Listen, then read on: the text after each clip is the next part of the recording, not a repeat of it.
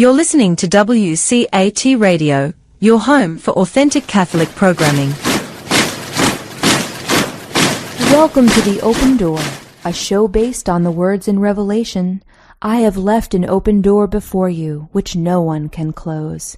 This is WCAT Radio's longest-running show, which opened the door to the radio station in October 2016. It's currently offered by Jim Hanink, Mario Ramos Reyes and friends, and remains open to the love of God in its call to build a culture of life and a just social order through the panel's discussion of the Catholic social teaching principles of solidarity, subsidiarity, and economic democracy. The Open Door also explores nonviolence, distributism, and communitarianism. So join us at the Open Door, where you too can be part of the conversation.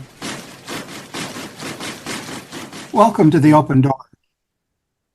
Jim Hanink here with fellow panelists Christopher Zender.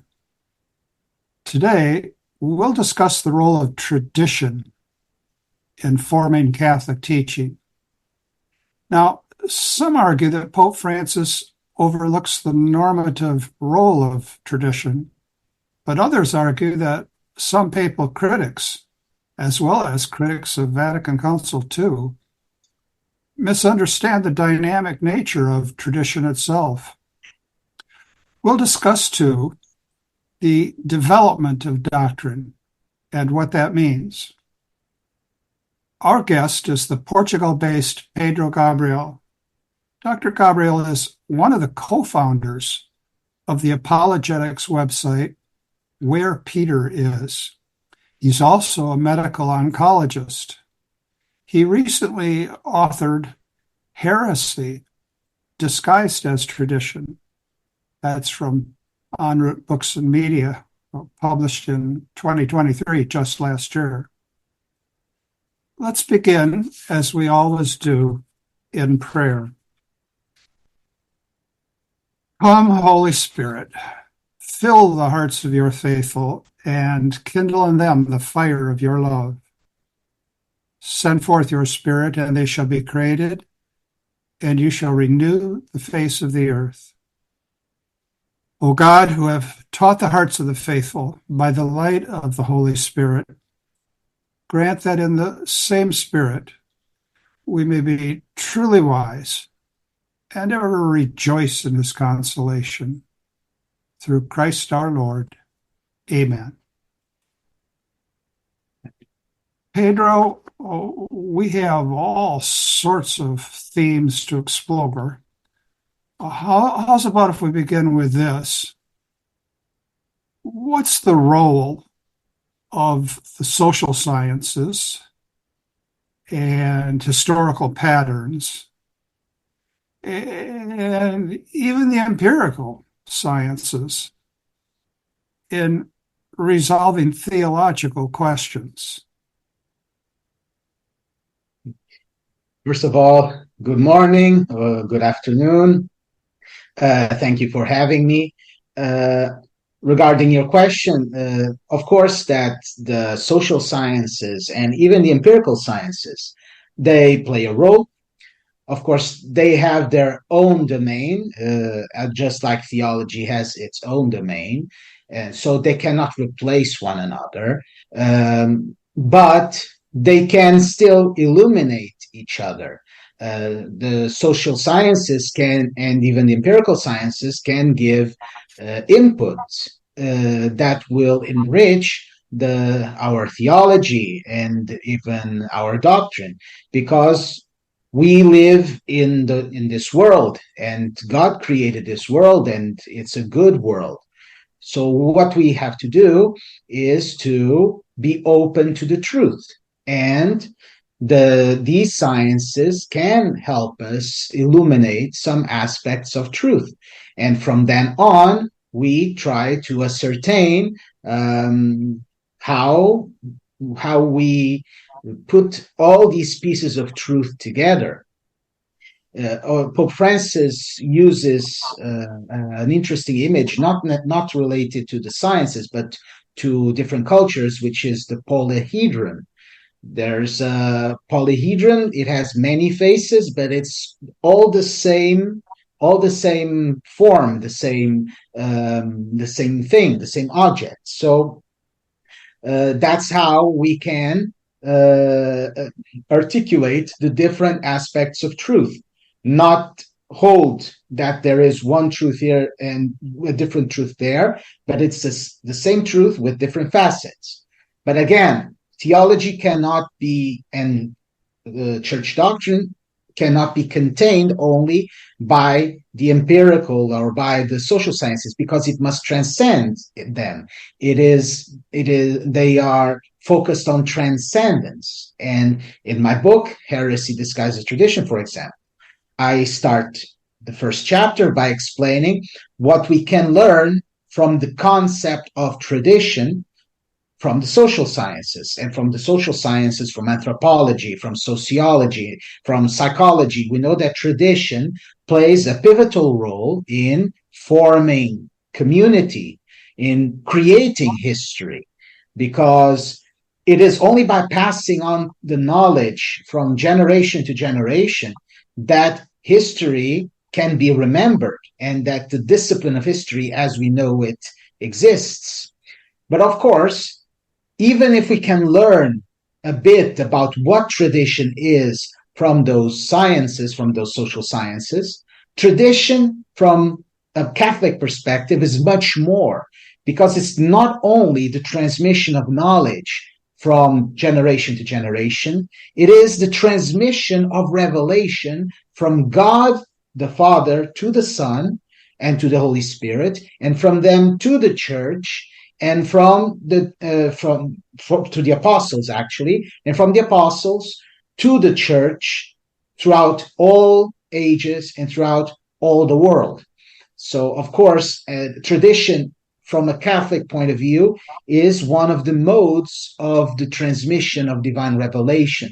So even if we can learn what tradition is from social sciences, and that can inform us, our understanding of tradition, we are not limited by them. We have a concept of tradition that is much broader, much richer, but it still becomes even more richer if we acknowledge what we can learn from other areas. Thank you. Just for a particular, and this is more with regard to the physical sciences, Bishop Robert Barron, who participated in the Synod at this point, and I know you're very interested in the Synod, as are we all, said that he was, not his word, but it's a good word, flummoxed. He was amazed that some participants in the Synod, and this was reflected in the final report, which I guess is a final interim report, thought that advances in the physical sciences had somehow shown that the Catholic teaching on homosexuality was mistaken. And he thought that there was not a bridge too far, but a chasm too deep and broad to jump from purported findings in the physical sciences. And I never see them actually specified what they might be, that they would somehow displace Catholic teaching with regard to sexuality. Any thoughts on that? Well, I do believe that we can learn a bit from the social sciences, also on matters of sexuality, obviously. But here again, we see how we are talking about different planes. So I do not believe that we can say that the social sciences are displacing Catholic teaching on homosexuality and other parts of sexuality, because the Catholic Church is not concerned about the natural basis of homosexuality, whether it's a pathology or not. What the Catholic Church is concerned is about the moral aspects of sexuality, and morality does not belong to the physical sciences. Yes, sure, the physical sciences can help us better form our ethical and moral choices, but in the end, ethics and morals go again beyond the physical sciences. I think that there's some kind of also, for example, confusion in the matter of homosexuality because of what the term of the Catechism that says that these attractions are intrinsically disordered, because it seems like the church is making a claim on science. But what the church is using is Thomistic Aristotelian metaphysics, in which it says that it's not that homosexuality is not ordered towards one of its proper ends. Again, it's a philosophical and ethical and moral claim. So I know that many people might argue that that sciences on matters of sexuality have made the church teaching on sexuality obsolete, but that cannot happen. That what happens is that we are having here some ethical and moral discussions, and whatever the social sciences bring to the table, which can be a lot, they can never displace certain aspects of Catholic truth that transcend those sciences. They are moral, they are ethical, they are religious. So I don't know exactly what Bishop Barron was referring to. Maybe he heard someone actually say that, and in that case he is correct or not. I don't know. I cannot make a claim either way. But I do not think that we need to be afraid of the sciences, because our doctrine is very well established. In fact, if we nowadays, we cherish a lot Pope St. John Paul II's theology of the body. But if you go to certain more traditional elements of the church, at that time, they were complaining that Pope John Paul II had gone beyond church doctrine and had incorporated anthropological, sociological principles that from secular sciences. But what came out of it was a richer understanding of sexuality that did not endanger church tradition on this topic. So I think we do not need to be afraid to be open to the truth. Whatever the sciences discover, they don't have a claim on our ethical, moral, or philosophical or religious claims. A couple of additions here, and then it's more than time for me to turn things over to Christopher. The first addition, it's still only 8 o'clock here. The first addition is that in the final report of the interim synod reflection, the claim was made that science had somehow displaced, I guess to use your term, had somehow displaced the teaching on homosexuality. And we do, in fact, have various European cardinals, and in the United States, Cardinal McElroy, making that very point. And it seems to me that point has to be addressed. And yet in the leadership of the synod, it seems to be ignored. Now, at the deeper philosophical level, and this certainly connects with the teleology of creation, at the deeper philosophical level, The natural order has itself a moral significance. And so it's conceivable, I suppose, that someone exploring homosexuality from the perspective of, say, biological science might discover something of normative significance. Here in the Anglo-philosophical sphere, we have this ongoing debate about the is-ought problem. Can you have a batch of strictly empirical premises that somehow lead to a normative and ought conclusion? And the usual Thomist rejoinder to that is, well, it depends. If the empirical premises reflect something of the normative order of creation itself, then you're not going from a raw is to a raw ought, because built into the empirical premises, there is a certain normativity. So I could see in principle how somebody might argue that developments in science have shown us that we ought to change our perspective on homosexuality, except I never see any of the specifics. It's kind of, at best, left as a blank check. But even though it's a blank check, there seem to be a lot of withdrawals based on that blank check. So I find myself perplexed. But Christopher, what do you have to offer here for us? Plenty. Turn back. Plenty, I'll wager. Okay. Yeah, I want to touch back on the question of tradition.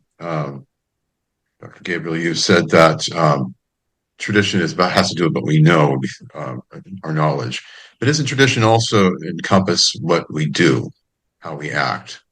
I'm bringing this up in particular because the big point of contention of the traditionalists that you address in your book is, I think, ultimately just the liturgy. Everything else is kind of a secondary concern. It seems the primary concern is the preservation of the traditional liturgy. And the claim is, of course, is that liturgy represents the gathering of tradition through what we do, how we act. And so therefore it can't simply be eradicated or it can't be suppressed. So, I mean, first of all, isn't it correct to say that we pass things down not simply by word of mouth through tradition, but we also pass things down by what we do and how we act, particularly when we worship? Yeah, sure. I completely agree. And in my book, I also mentioned that people also learn from imitation, and that means behavior, what we do. And that also comes from generation to generation. Now, regarding traditionalists, you know that in my book, I do not have a restrictive interpretation of the term, that I only apply it to the liturgy. There are many kinds of people who have concerns about the magisterium, the current day magisterium, and they are not only tied to the liturgy.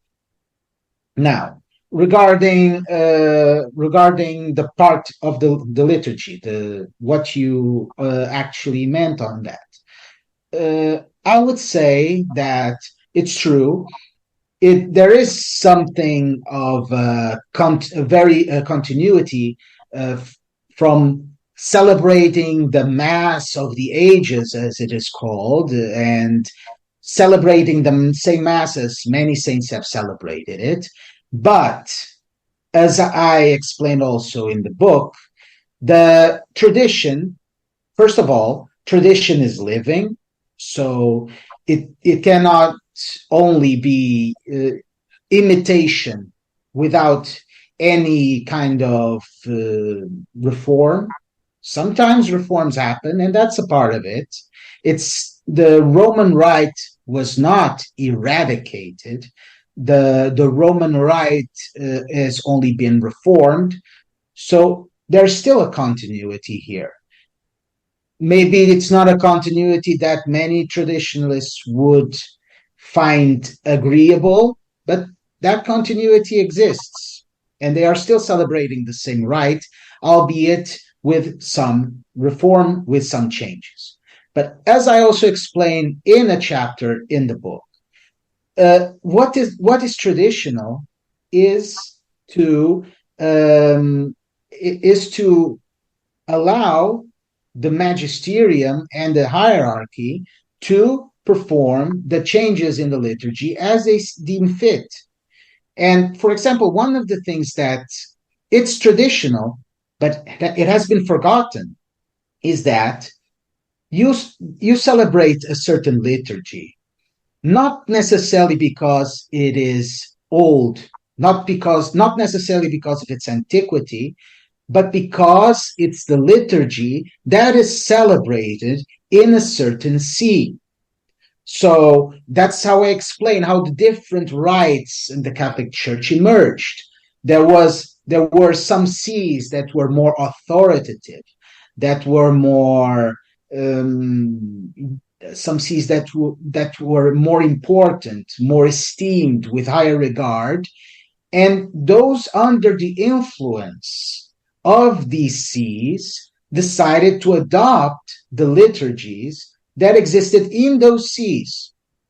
And there was no liturgical diversity except in the Roman See, precisely because the Roman See was so vast and encompassed so many cultures. But that's the exception, not the rule. So people were celebrating the Roman Rite mostly because it was the liturgy celebrated by the high esteemed and authoritative See of Rome. So, as you can see, sometimes we think that we are doing something traditional, that we're following tradition, but we're actually, and this is what my book deals, we are actually being anti-traditional. People who are clinging, people who celebrate the Roman Rite, who are clinging to a liturgy based on its antiquity and not based on the liturgy that is celebrated by their see, by the see that under which influence they are falling in. It seems like it's traditional, but it's actually not. There is an older tradition at play that we celebrate according to that particular bishop's liturgy. So this just shows how sometimes what we feel like we are following tradition, but we are not. We are following something that is more novel, newer than the more fundamental tradition that was at the basis, at the origin of it.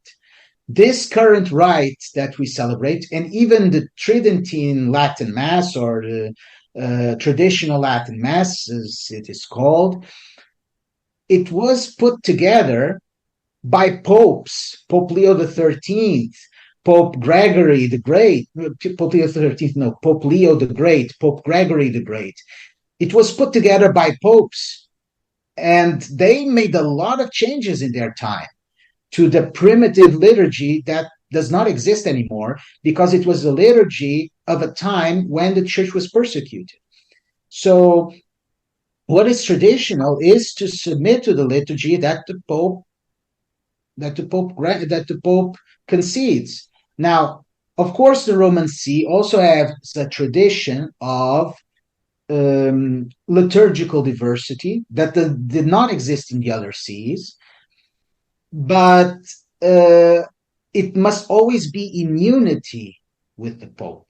It must always be in unity with the Pope. If you are celebrating a certain liturgy, no matter how old, and you're not celebrating it in unity with the Pope, then you're not being traditional, because that's the most fundamental tradition that made the Roman Rite emerge. So, I mean, but a lot of time the claim is not always just because it's old on the part of the traditionalists, is my understanding. It's also because they think it's richer, and it's in big part because it's old. It has more depth, more nuance than the new rite. I mean, those are difficult judgments to make sometimes, but So I think that's, I mean, part of the claim is, well, the tradition, it's there, it preserves so much of how we ought to act that has been taken out of the new rite. That's the claim, which is obviously debatable. Traditionalists. Now we talk about the term traditionalist or a radical traditionalist. That's the one side, and then that's what people on one group of people call the traditionalists, radical traditionalists. And then you have the radical traditionalists refer to people who, like yourself, as being hyperpapalists. Hyperpapalists being the new term they use instead of ultramontanist, which has fallen out of favor when they realized, I guess, that it's actually a compliment to call somebody an ultramontanist. But what are these things? What is it? How would you define a radical traditionalist? And how would do you think there's such a thing as a hyperpapalist? Well, radical traditionalist is a term that was coined to try to charitably separate those who rebel against Pope and Council from those who have a liturgical preference. They prefer the old liturgy, the Tridentine liturgy, for the reasons that you explained, which are valid as long as one remains in unity. So, of course, those traditionalists, they are celebrating the liturgy, but in unity with the Pope, according to the directives of the Pope. So I believe that the difference has to do with the attitude that one has towards ecclesial authority. Does one just adhere to an older liturgy, whether the ecclesial authority grants it or not, or does one adopt it because the ecclesial authority allows it? And okay, so they prefer it, so they go with it. They have their own reasons. So yeah, this is a way to charitably not put all traditionalists on the same bag. And I think it's a good distinction. It makes sense. I also have all the sympathy in the world for those who want to celebrate according to the traditional Latin Mass. In my opinion, I would rather have the traditional Latin Mass survive, even if it's in just some communities, but it's a treasure of the church, and I would very much, it would pain me for it to go away. For example, in my country, there is a rite that was developed in the city of Braga, which at the time, during the early Middle Ages, was very, very important in the whole Iberian Peninsula. But nowadays, that rite is almost completely gone because it fell out of use. And it's a shame. Sometimes it would be good to revive it once in a while. So I don't want the same thing to happen to the traditional Latin Mass, but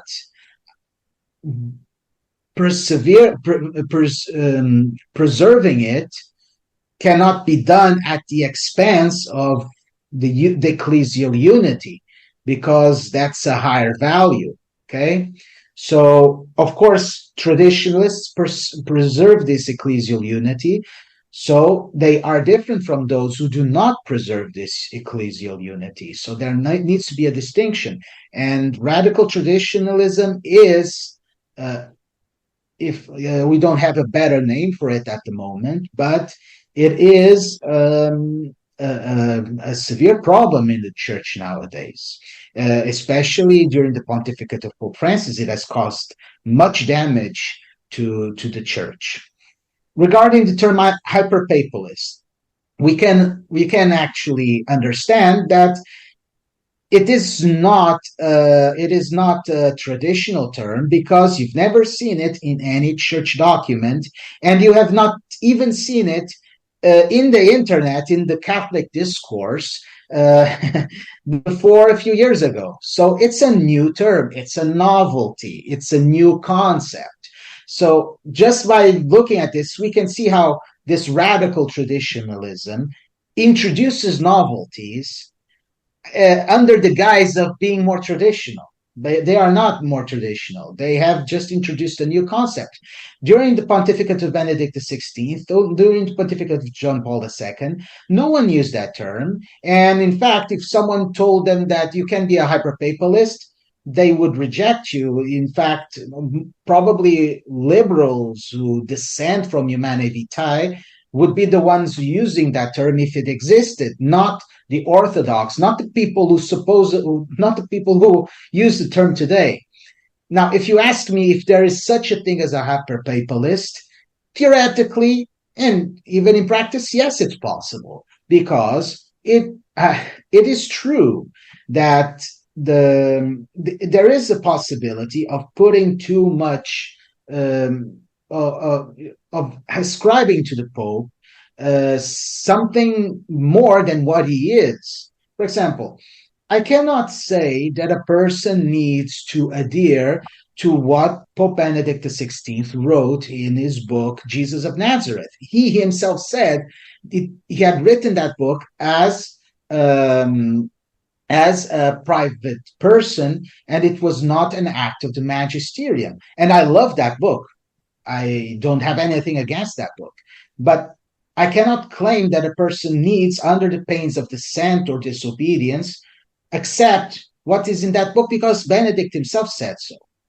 So it is possible to ascribe a higher role to the Pope than what actually is. But the thing is, and usually when people use the term hyperpapalist, they say, oh, they believe that everything that comes out of the Pope's mouth is divinely inspired. But actually, that's not true at all. I don't know anyone to whom they're referring to who would believe such a thing. No, I do not believe that everything that comes out of the mouth of the Pope is true. What I do believe is, according to the documents of the Church, that when the Pope is speaking magisterially, we owe submission of mind and will to those teachings.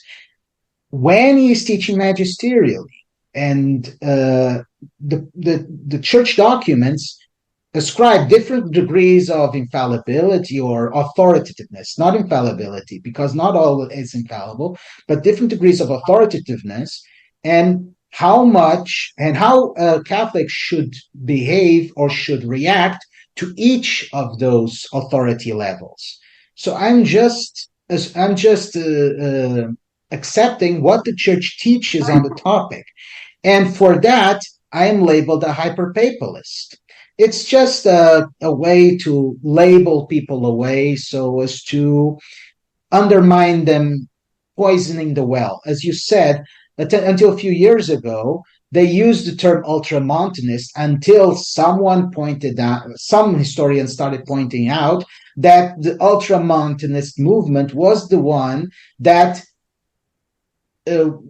mostly won the First Vatican Council. So you cannot say that ultramontanists were heterodox in that sense, as they were saying, like it was a heresy, like Arianism or Nestorianism. Yes, some ultramontanists committed excesses. Yes, not everything that the ultramontanists wanted came through in the First Vatican Council, but in the end, the Church was more ultramontanist after the First Vatican Council than Gallican, which was the faction that lost, and which was the faction that was at odds with the ultramontanists. So, of course, since that term was not applicable anymore or was not producing the fruits, they had to make up a new term just to label people away. But it doesn't work, because at the end, it does not have a substrate behind it. My suspicion is, well, it's more my suspicion, it's what I think is actually happening.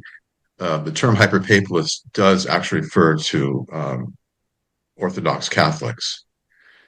And it's just that the people who are using the term hyperpapalism are moving away from Orthodox Catholicism.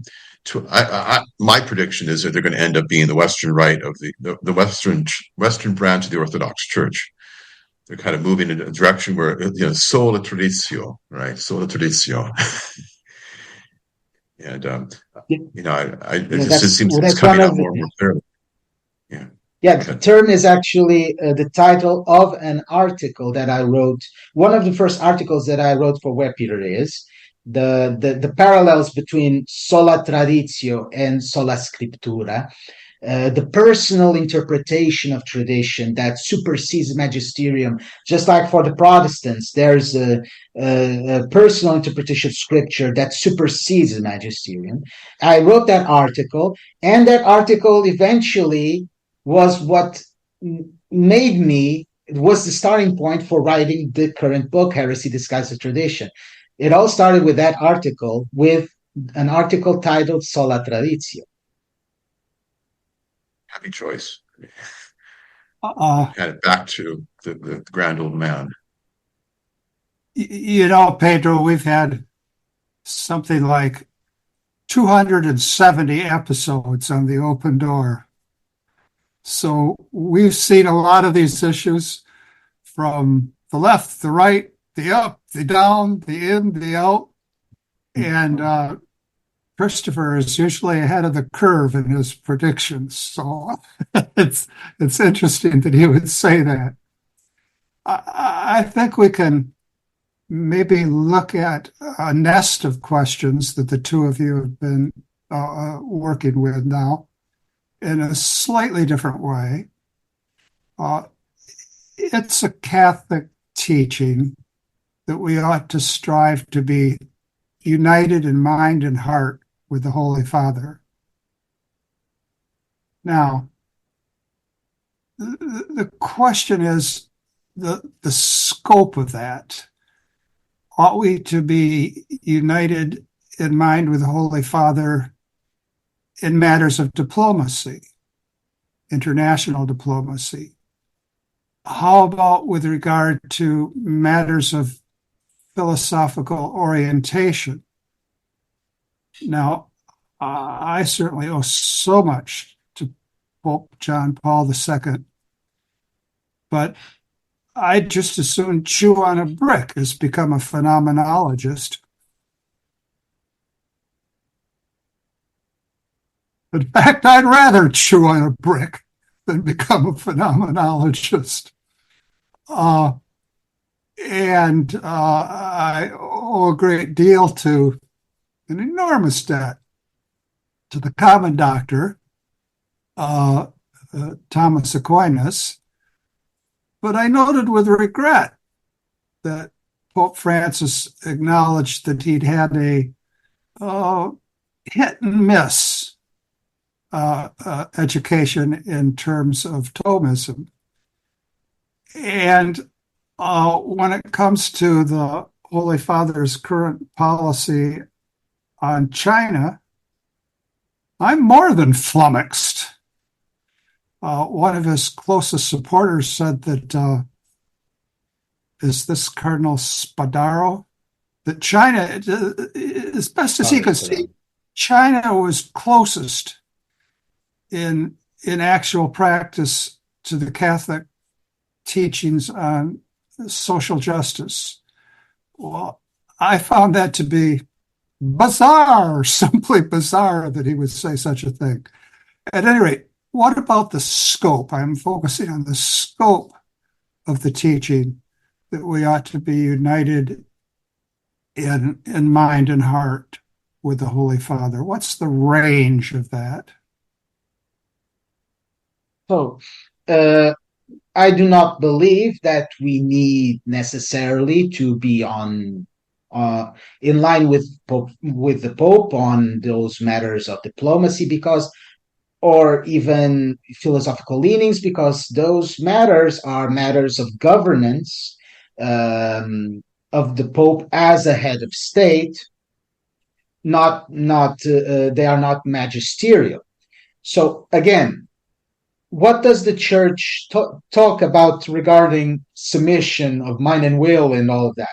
It's talking about magisterial teachings on matters of faith and morals, which are things that exist when the Pope is teaching in matters of faith and morals, when he issues an official document, an encyclical, an apostolic exhortation, even a homily, even even a catechesis can have some magisterial authority when it's teaching in matters of faith and morals.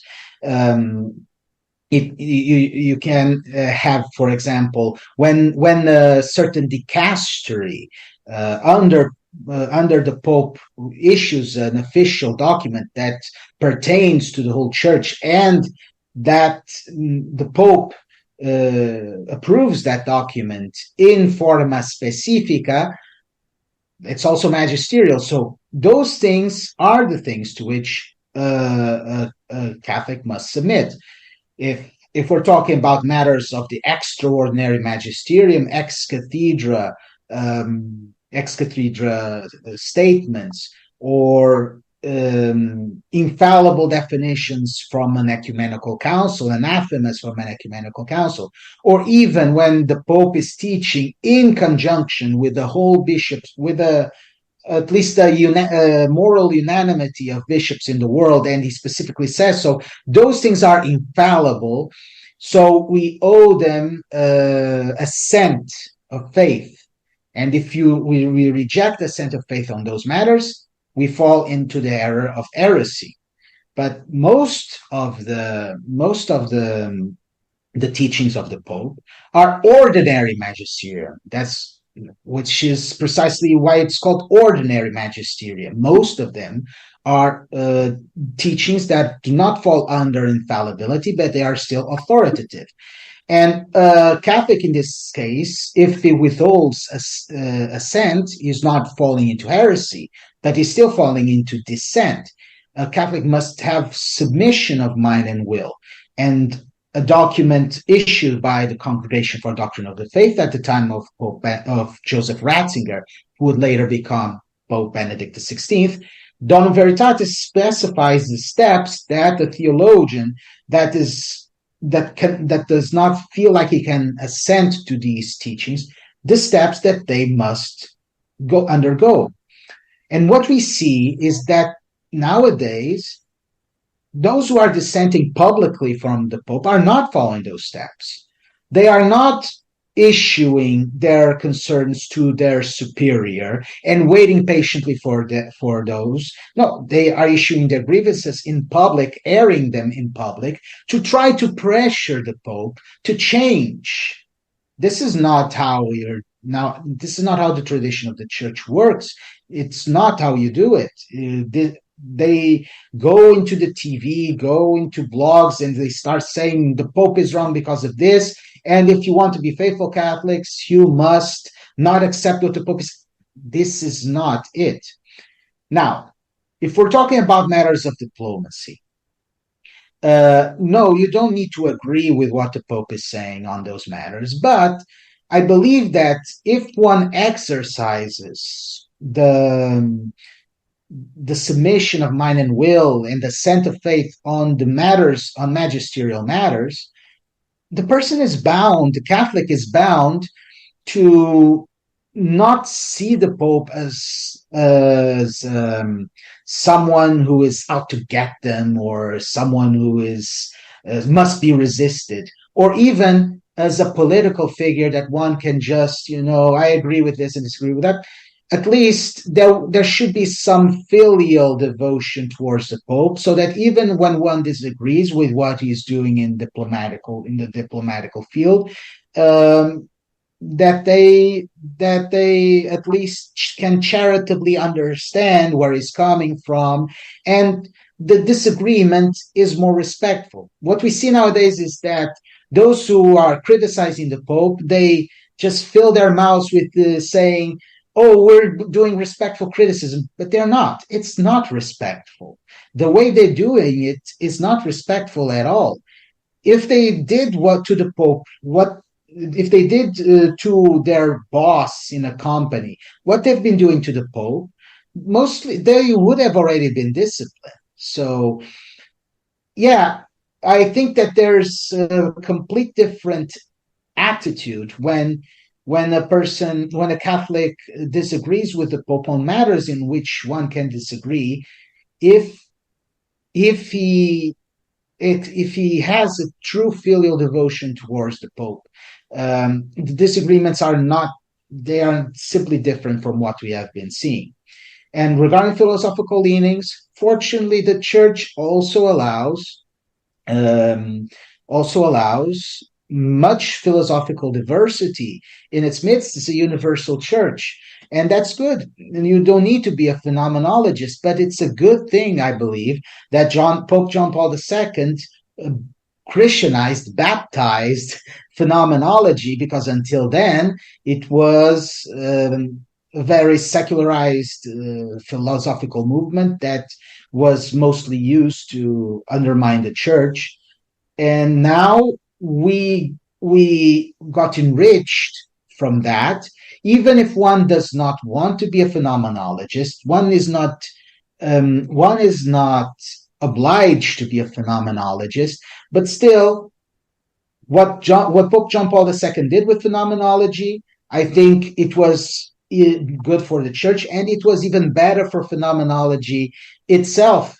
And that's what the church has always been doing, baptizing all these extra-ecclesial movements, baptizing the pagan Aristotle through Thomism, baptizing all those, Christianizing all these extra-ecclesial movements, filtering the error, but allowing what is good to come forth and to help us develop, help us grow, find their new treasures that can enrich the church. That's all I'm saying. In coming back, I think I did not address that.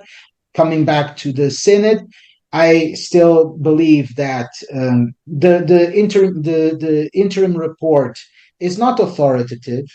The synod itself is not authoritative. It's a consultative body that the Pope established. But in the end, the person who's going to decide is the Pope. He is the one who has the authority. He is the one that will decide what came out of the synod and can be used and what cannot be used. He's the guarantor of unity and orthodoxy. That's why he's always been very clear that synod happens under Peter and with Peter, su Petro et cum Petro. So I believe that we still need to let the synod play out and just see what comes out of it. But I believe that even if Pope Francis will never concede on matters on faith and morals that the church must hold as a matter of principle, he can still see what we can use and what we can reject, but not simply reject everything outright. There might be something that can help us grow, and maybe what will come out of it. For example, the theology of the body was a surprise, but it was a good thing. It might be not be something that we're expecting, but it's going to be orthodox, and it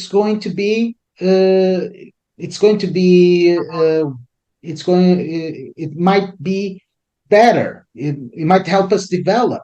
Okay, so I am not afraid. I from what I've gathered from all these controversial documents, all of them can be easily reconciled with church doctrine, church orthodoxy of the past. But of course, they were not what one was expecting.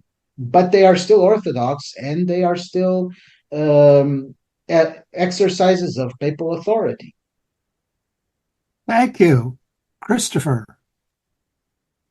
What is, I mean, I don't know if it's quite a topic, but what do you think the Pope means by synodality? I think a lot of people hear this term and they have no idea what it means. It sounds like a neologism, first of all. I'm not quite sure what it means either. And maybe nobody knows what it means exactly yet. But what do you think he means by that term? Synodality is based on how the church operated even in the first millennium, and how the church even operated during the 20th century in Latin America, which is something that formed Pope Francis. So again, nowadays we tend to believe that tradition is what we know, what we inherited, and we sometimes confuse the status quo with tradition. But sometimes what we inherit might be something newer than what we are expecting. This centralization around the Roman Curia is something relatively recent. That does not mean that is wrong or that it was not needed, but it's still recent. Before that, there was a lot more leeway in terms of debate and discussion, as we see in the first millennium. But in the end, of course, at the end, there was a need for one agent to make the final determination, and that was the Pope. Throughout the first millennium, in the beginning, that did not seem obvious at first, but in the end, as the controversies raged and the councils made their pronouncements and the doctrinal disputes ended, they noticed that the Roman See always ended up in the side of orthodoxy. And in the end, eventually, they acknowledged that Roman See always remained free of blemish. So this is, I think, what Pope Francis means by synodality. He wants to decentralize a bit, and he wants to also learn the input from the rest of the church, not always filtered through, the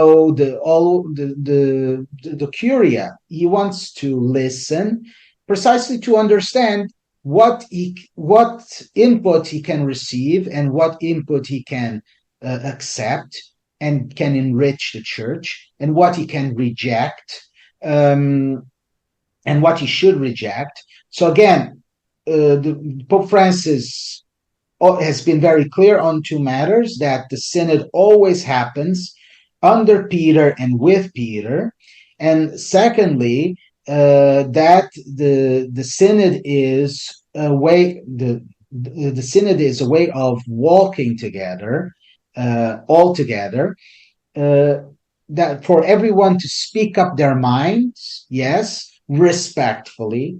We see many people nowadays trying to hijack the term synodality to just justify whatever it is that they want to do.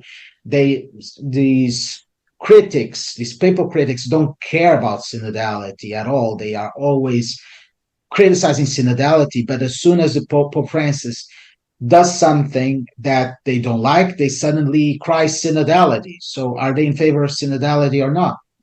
They are only in favor of synodality when it befits them. That's not synodality. And for that reason, that kind of synodality does not fly with Pope Francis. But if the criticisms, if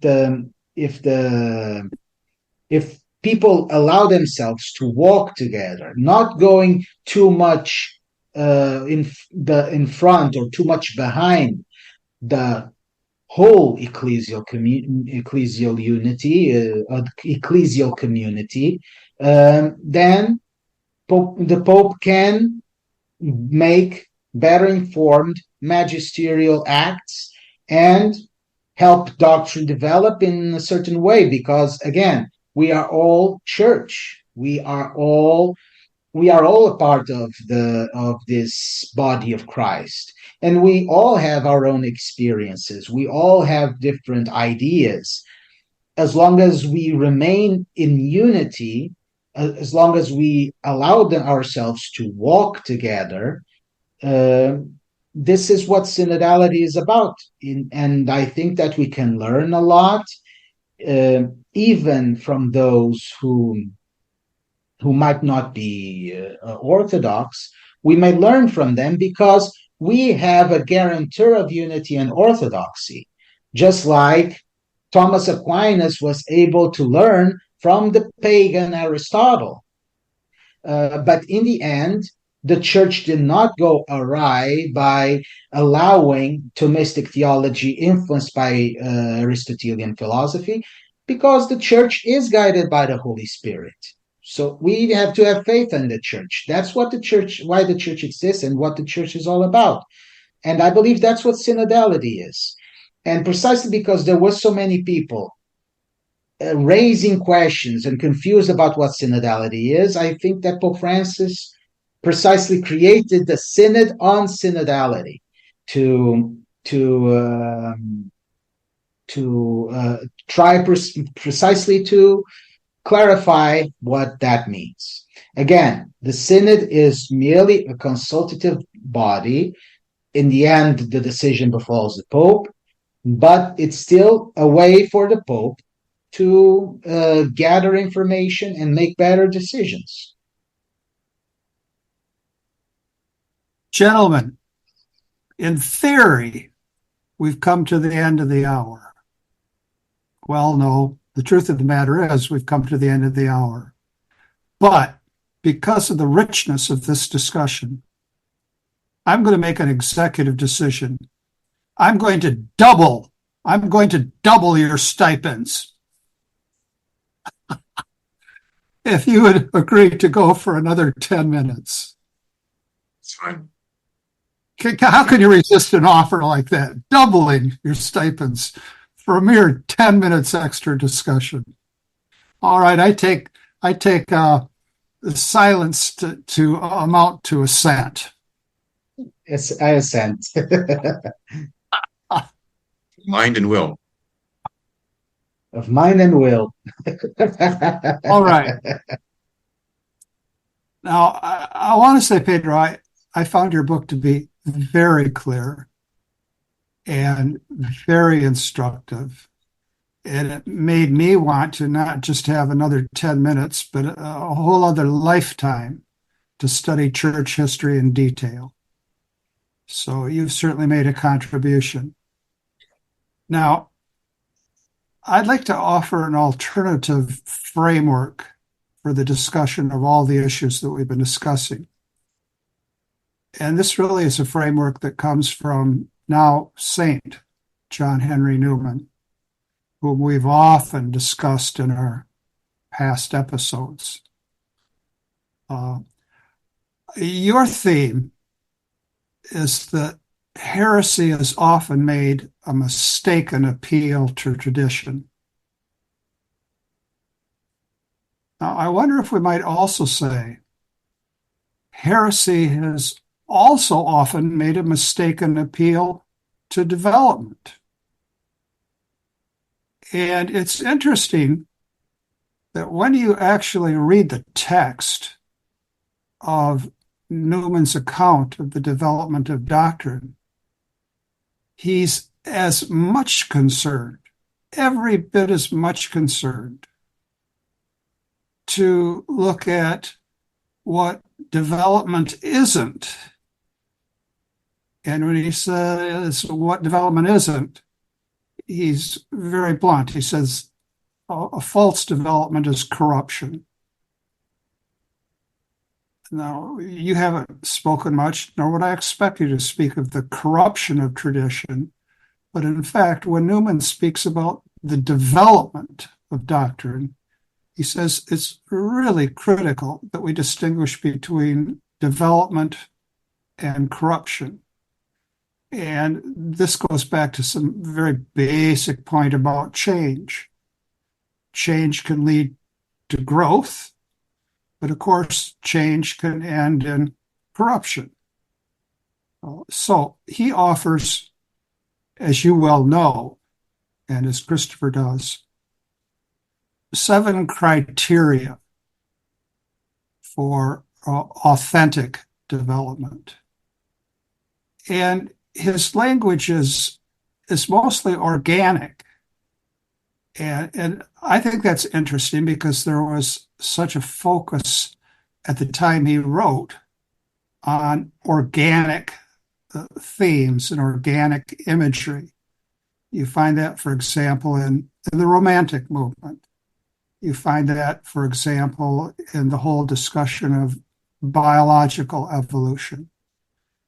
But I think his organic model is readily expressible in terms of philosophical categories. Be that as it may, I'd like to just review his briefly review his 7 criteria for authentic development. He says you're going to have, with authentic development, a preservation of type. If I develop into, thinking of Kafka, if I develop into a roach, it just won't do it all. It just won't do it all. So we're going to have a preservation of type, and you're not going to have a type that's not attended to by various principles. So the human being has various biological principles, whereas a roach does not have those same principles. And then he says authentic development has a power of assimilation. And it wouldn't have that power of assimilation unless there were a kind of internal logic to it. And of course, you don't have assimilation if you're assimilated by. I taught for 40 years in a Jesuit institution of higher learning, so to speak, here in the United States. And the theme was always enculturation, but it turned out that that university was itself enculturated and now is not really even a Catholic university.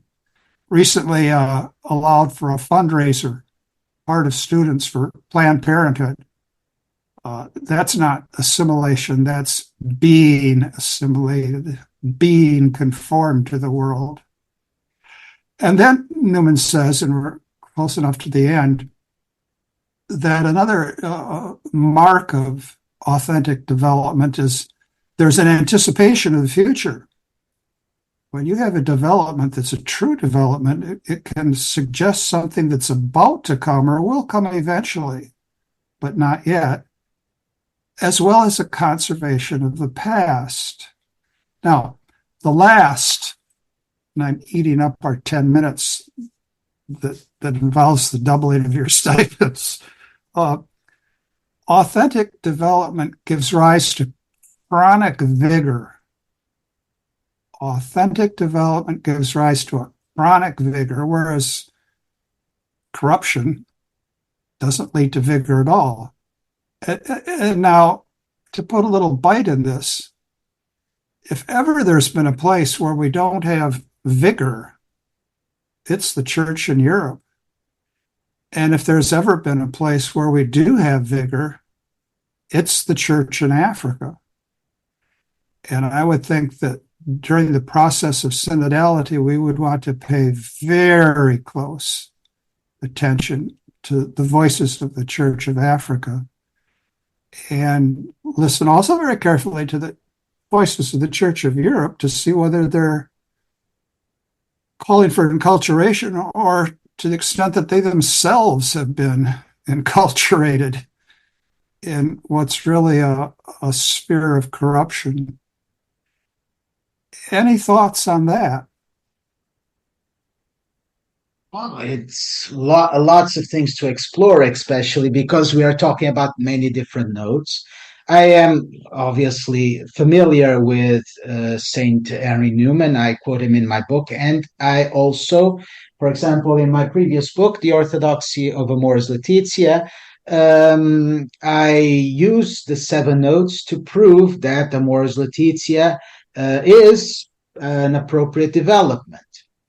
So, starting with the preservation of type, I would remind that St. Cardinal Newman, when he wrote in his essay on development of doctrine, that when he spoke of preservation of type, one of the examples that he gave was precisely St. Peter and the eating of animals that before in the Jewish tradition were considered unclean. And Cardinal Newman said that it was a surprise for St. Peter. But sometimes things that preserve a type, they might seem different, but the type is still there. So the preservation of type cannot be based on appearances. And I wrote in the book, Heresy Disguised Tradition, I wrote a chapter dedicated to great outward variation in doctrinal development. So I may not be able to develop into a roach as a man, of course, but for example, a caterpillar can develop into a butterfly. And if we did not know that a caterpillar and butterfly are the same individual, we might believe that there had been some transformation here that was similar to a man to a roach, or even a man develops from a single-celled zygote, which is just a ball, just a sphere, but it's the same individual. So what makes a man different from a roach is not the appearance, it's the fact that the inside functioning of a roach is completely different in many ways, genetic, histologically, anatomically, in terms of taxonomy. It's completely different from a man. Whereas the zygote is the same individual of the same species, and the caterpillar is of the same species as the butterfly. So the preservation of type is not based on appearances. This is what St. Newman says. It's not based on appearances. It has to do with the inner workings. And sometimes people are criticizing the current magisterium are not as concerned with the inner workings. They simply cherry pick certain quotes and do not go in deep on what those quotes mean. And they simply disregard the preservation of type when that preservation of type exists. Regarding power of assimilation, is precisely how we started here. The social sciences and the physical sciences, we can assimilate things from them without being assimilated. But one of the types of a doctrinal development is the power of assimilation. We assimilate what we can from what is outside and reject what is not compatible with the faith, but we still assimilate. And of course, there are those who go overboard and get assimilated instead. But here we are talking about the whole church, and the whole church under the guidance of the Vicar of Christ and the successors of the apostles. And of course, we can also see it in the opposite way. Some people who confuse an appropriate doctrinal development with a corruption might think that by assimilating things from outside, that the church is being assimilated. But again, that's an illusion. I'm not talking about an isolated school, or I'm talking about the whole church. I'm talking about the magisterium. There needs to be a power of assimilation. Otherwise, one of the types of proper doctrinal development is not present. So, and regarding the there was also the anticipation of the future. Well, if you check, for example, Amors Laetitia, it is based on the idea that subjective culpability can be mitigated by certain factors that diminish full consent and full knowledge. So if you study the Catechism under St. John Paul II, you see that is already there in the Catechism. It's even in Veritatis Splendor. It's in many documents from John Paul II, which in turn came from Trent. So it was possible to anticipate it, but the anticipation might not be obvious. If it were obvious, then there would not be an anticipation. It would be already here. And finally, regarding chronic vigor, I think that it's still early for that to know whether chronic vigor is there. Chronic is much more in terms of church history. Chronic is much more than a few years or even a few decades. The church lives on through many ages, and through these ages, the civilizations in every continent pass by ebbs and flows, and that's just natural. But I think we're still too close to the fact to establish whether chronic vigor exists. And here, I'm not regarding Europe. or even Africa or whatever. I'm talking about the church as a whole, the church under the magisterium of the Pope and of an ecumenical council. It's still too early to make this assessment. And I must also point out that even in his essay, Cardinal Newman says that sometimes chronic vigor is not something so clear cut. Because, for example, some heresies establish themselves over time. Protestantism is widespread nowadays. So, and it has already 500 years, it's already 500 years old, and there's no sign that it's going away. So are we going to say that Protestantism is compatible with the Catholic faith just because that's chronic vigor? No. St. Newman also said that this note of an appropriate doctrinal development, it is not an absolute thing. So we just need to, let's see what the future brings. Sometimes God surprises us. Maybe there might be some kind of Francis of Assisi that will come and rescue Europe again. Let's see. Thank you. Christopher, final thoughts. Yeah, I don't know what you think about this, Doctor, but I do think I agree with you that the criticisms of Pope Francis are often unjust, though I'm not entirely convinced that he's been the clearest of popes and that he hasn't sort of invited a lot of these reactions himself. I think like the change in the catechism on the death penalty. I think personally, I wrote something about this, that this change in the is not real a change. It's really not fundamentally different than what John Paul II said. It has a certain incisiveness, or kind of a he's trying to make it more emphatic, I suppose.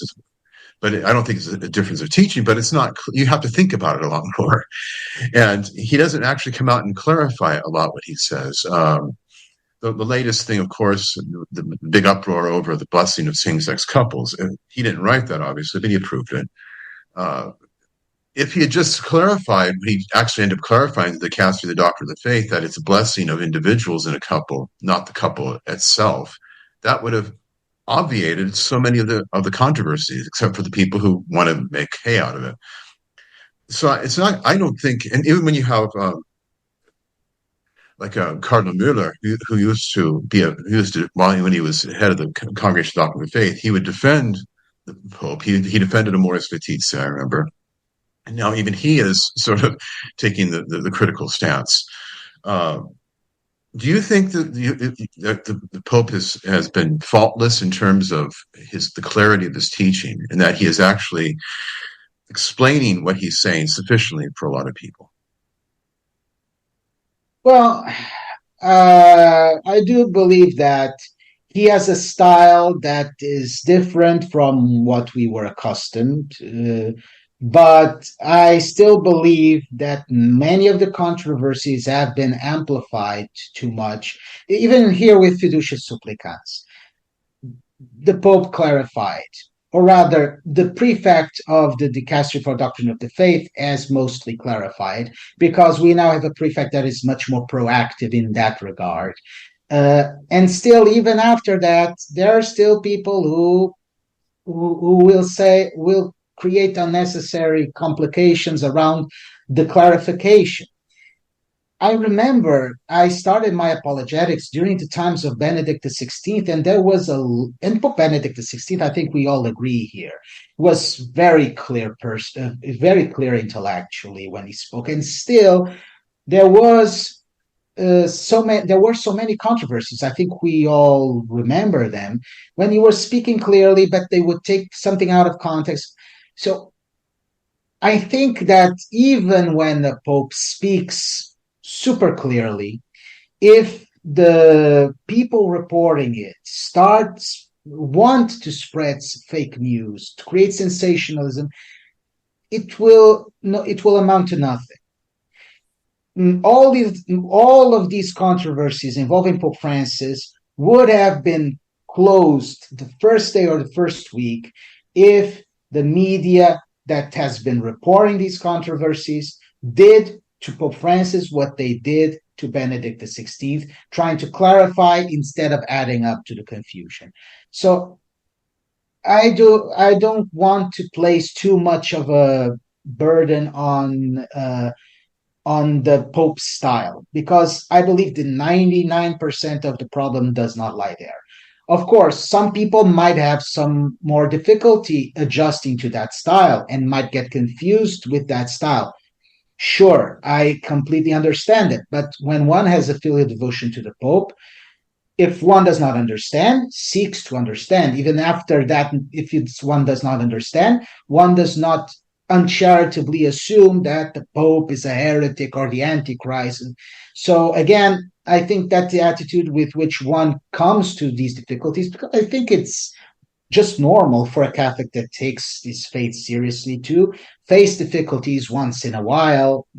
I think it's part of the growth. So it will all depends on which attitude we come to those difficulties. Yeah, that's my opinion.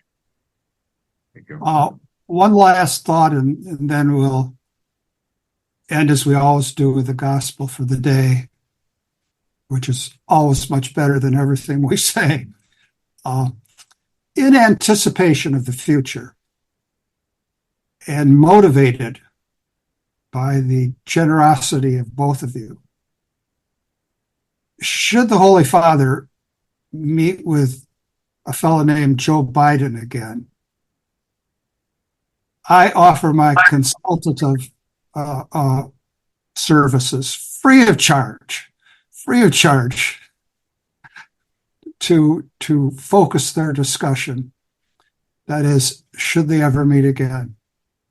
And with that, I'll end my comments and turn to something of significance. Jesus said to the people in the synagogue at Nazareth, "Amen, I say to you, no prophet is accepted in his own native place. Indeed, I tell you, there were many widows in Israel in the days of Elijah when the sky was closed for 3.5 years and a severe famine spread over the entire land. It was to none of these that Elijah was sent, but only to a widow in Zarephath in the land of Sidon. Again, there were many lepers in Israel during the time of Elisha the prophet. Yet not one of them was cleansed, but only Naaman the Syrian." When the people in the synagogue heard this, they were all filled with fury. They rose up, drove him out of the town, and led him to the brow of the hill on which their town had been built, to hurl him down headlong. But he passed through the midst of them and went away. Come, Lord Jesus, come. Thank you so much, Pedro. Thank you. I would just like to finish with two things. So I would like to obviously ask people if they like the discussion they can check the book Heresy Disguised as Tradition by En Route Books and Media on Amazon. It's in English and also in Portuguese. And I would like to make a formal announcement that I just this weekend signed also with En Route Books and Media the launch of a new book, which is titled Rigidity, Faithfulness, or Heterodoxy. So I would just like to announce it here. I'm very glad that En Route Books and Media is going to publish another book from me. So if people would stay tuned, eventually, hopefully soon, that book is also going to come out. And out of all of our discussions, there will come to be an enriched suppleness, reflecting our chronic vigor. All right. Thank you very much. Godspeed to you all. You too. God bless. Thank you. Hello, God's beloved. I'm Annabelle Mosley, author, professor of theology, and host of Then Sings My Soul and Destination Sainthood on WCAT Radio. I invite you to listen in and find inspiration along this sacred journey we're traveling together to make our lives a masterpiece and, with God's grace, become saints. Join me, Annabelle Mosley, for Then Sings My Soul and Destination Sainthood on WCAT Radio. God bless you. Remember, you're never alone. God is always with you.